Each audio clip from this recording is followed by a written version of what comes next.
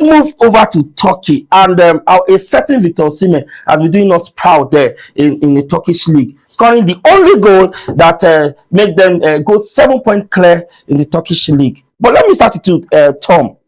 With that, with Osimhen's goal, only goal in the 39th minute, what can you really tell us about Victor Osimhen in that Galatasaray team? Victor Osimhen has been fantastic this season. He has been fantastic in the Champions League.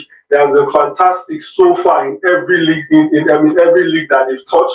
I think that's one thing that came to mind is that I think he realized that this was an Istanbul derby, and he said, you know what, we have to galvanize, we have to play this match. And I think the Besiktas side were not, they did not. I don't think they planned well for a player like Victor Osimhen. Because just tell me, how do you leave a player like Victor Osimhen that open to get a header like that? Because left to me, if you give Victor Osimhen that space 10 times, out of 10 opportunities, he's going to score at least 8 out of 10. And I think that's where they made the mistake, allowing the cross to come in and leaving Victor Osimhen wide open in front of the goalkeeper. But I think that it was fantastic. I think the Galatasaray side, they played the high press very, very well. I think that, yes, in the second half, they decided that they were going to play low block, to see how they could, balance it. And they played fantastically well. I think that they did well when they decided to track the ball, to mark the ball, and also mark the man. Because you could see that they did not give enough space with the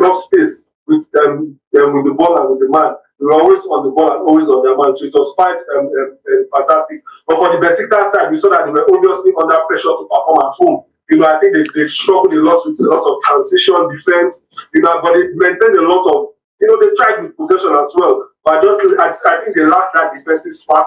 I think they lacked the finishing. I think in the second half, they also had an opportunity to score, but they missed that as well. But it was fantastic. But I want to also correct something. The goal was, I think this is his 18th goal in the season, and it's a fantastic one for him.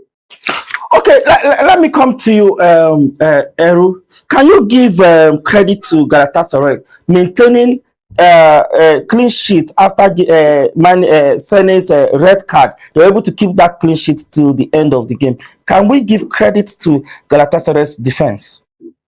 Of course. It's not something that everybody can do. It's not something that every team can agree. Especially playing a dirty man. That was one of the biggest derby in the Turkish league. Besiktas, Galatasaray, and Istanbul derby. So you get all accolades and things. Even after getting the red card, they were able to maintain a clean sheet. It's not just the derby. They were playing against a team that was on the table. A team that needed the win as much as they needed it. So going on to a clean sheet and winning that game the way they did, even after the red card, it needs kudos to them. That's not a fix that everybody can achieve.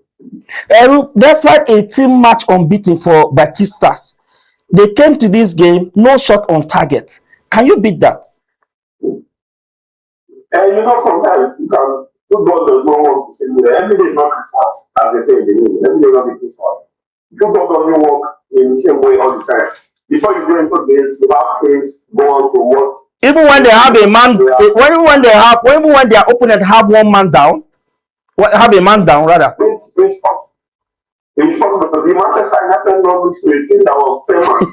That is what different in football. It happens. You see, it happens to football. There's something called tactical. There's something about football. One thing about Chelsea fans. Allow him to finish. Tom, can you allow him to finish? Let him finish, please. Land on your point. Yeah. There's something I want to make you understand. When teams get a red card or confirmed injuries, there's one thing to just say. It's automatically alter the tactical plan of the coach for that match. Because I don't think you plan to play a match with 10 men, or you plan to play a match with 5 individual players. So you plan with your complete 11 players. Although you always have backup plans and so when this tactical setup is altered, you have to switch it up to something different entirely to suit the narrative. That's why you see when a team gets red card, some teams they need to play defensive, some teams will even surprisingly they'll call all out. It takes a very quality side to maintain that tactics and still play like they are complete level. You understand? So I think the just the Galatasaray did against Besiktas, they were able to outclass them even with the red card, and it gave them the desired result.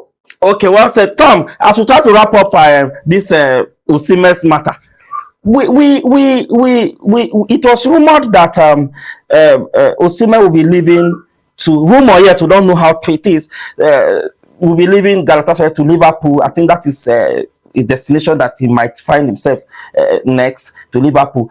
And again, the coach came out yesterday after the interview, after the pre-match, post-match interview. I beg your pardon, and he said his players were focused on the Liverpool game instead of the domestic league, and that is what really caused this whole result, this poor performance rather from them. But from your own end, do you see Osimhen leaving from Galatasaray to Liverpool as a very good move? Quickly, in a minute or two.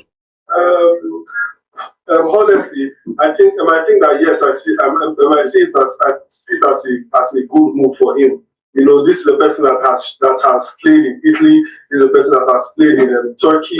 This is a person that has shown himself worthy in the AFCON. This is a person that has shown himself worthy in the lower divisions of the World Cup. You know, this is a player that is fantastic. So we want to see him play. You know, one thing about great players is that you don't expect them to stay in one league. You expect them to move. And we expect that he might be moving to Liverpool, but it also depends on the agreement. And I think that right now that he's a player that Liverpool needs. I think that there's something that Ero always says. The reason why Victor Osimhen has probably not won a Ballon d'Or, not yet, or he has not been nominated, you know, or he has not been a strong contender of the Ballon d'Or, is because it's from Africa. He has been nominated. He finished eighth one time. He has not been a strong contender. He has not been a strong contender. I do not say he has not been nominated. He has not been a strong contender. It's because he's from Africa. But one thing that we expect is that, but maybe by the time we see that he has touched Napoli, touched Galatasaray, and then touched Liverpool, and we see that he has strong performance in Liverpool, we might get nominated over time. So yeah, so it's a fantastic one for Osimhen. We expect him to move sooner or later. If you are to pick for Osimhen, if Real Madrid and Liverpool is coming for Osimhen, which one would you have preferred? Well, all right, let's go. Okay. All right, let's go on a very short break. When we come back, we'll come and talk about everything that happened in the FA Cup in the weekend. Don't go anywhere. We'll be right back.